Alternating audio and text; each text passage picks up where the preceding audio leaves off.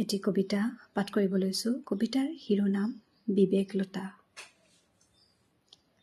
এই যে বিবেকলতা বাঢ়ি থকা দেখিছোঁ তোমাৰ মন বৃক্ষত, তুমি যে চাপৰিলৈ আহিব বিচাৰা, এই ব্যাকুলতাৰ খবৰ মই পাইছোঁ। আহিবা, তোমাৰ মোৰ বহু যুগৰ গ্লানি ধুই নিয়ক লৈতে।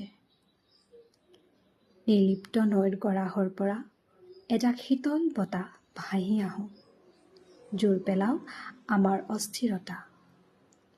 দুৰ্গম চৰৰ শিমলুজোপাৰ তলত আন্দোলনৰ কালতেই আছিলোঁ চাং পাতি। এটি ত্ৰস্ত চেতনাই তাতে বহি আজিও সময় কটাই দিন ৰাতি। আহিবা, চাঙত বহি কটাই যাবা এটি দুপৰ।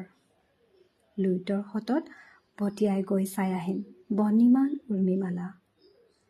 দুহাতেৰে চুই চাম চহৰৰ খিৰিকীৰে নলাত পেলাই দিয়া কলা এটি অধ্যায়। আৰু ইয়াক ক্ষমা কৰিবলৈ লুইতক মিনতি কৰি আহিম তুমি আৰু মই। ধন্যবাদ।